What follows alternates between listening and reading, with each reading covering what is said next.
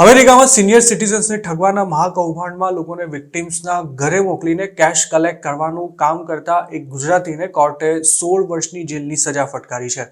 Southern district of ટેક્સાસની attorney ઓફિસના જણાવ્યા અનુસાર 39 વર્ષના સોહિલ વોરાને મેઇલ ફ્રોડ અને વાયર ફ્રોડના ગુનામાં સજાનું એલાન કરવામાં આવ્યું છે.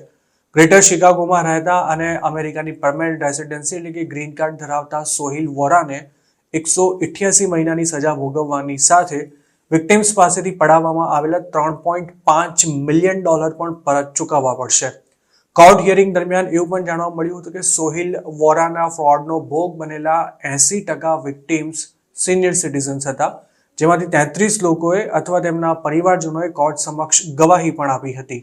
સોહિલ વોરા જે રેકેટમાં સામેલ હતો તેમાં ઇન્ડિયામાં ચાલતા કોલ સેન્ટર્સ દ્વારા યુએસના સિનિયર સિટીઝન્સને ટાર્ગેટ બનાવવામાં આવતા હતા અને તેમની પાસેથી પૈસા કલેક્ટ કરાવવાનું કામ સોહિલ કરતો હતો અને તેણે પણ કેટલાક માણસો રોક્યા હતા જે આરોપીના કહ્યા અનુસાર સમગ્ર અમેરિકામાં અલગ અલગ સ્થળોએ જઈને પૈસા કલેક્ટ કરતા હતા.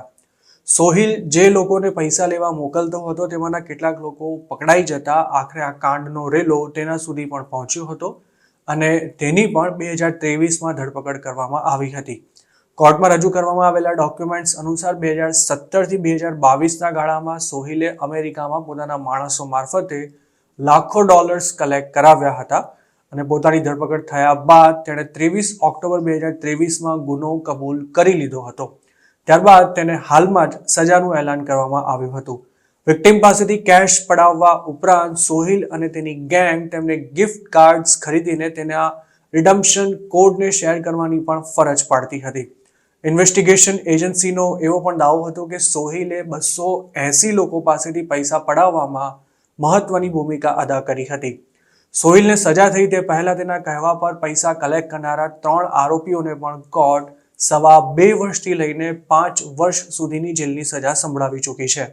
સોહિલ ભલે આ કાંડમાં 2017થી 2022 સુધી સંડોવાયેલો રહ્યો હોય, પરંતુ યુએસમાં આ ફ્રોડ હજુ પણ બંધ નથી થયું અને હાલ પણ અનેક ગુજરાતીઓ પૈસા લેવા જતા પકડાયા બાદ અમેરિકાની જેલમાં સબડી રહ્યા છે.